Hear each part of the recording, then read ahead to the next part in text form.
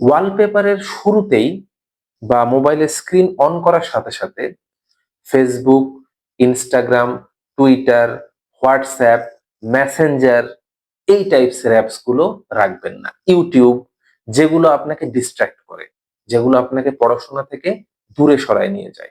ফোনটা অন করলেই যেন ওই অ্যাপস গুলো চোখে না পড়ে। অ্যাপস গুলো একদম ভিতরে হাইড করে রাখেন। যদি প্রয়োজন হয় তখন অনেক খুঁজে যেন অ্যাপস গুলো বের করতে হয়। কখনোই একদম হুট করে চোখের সামনে অ্যাপস গুলো রাখবেন না।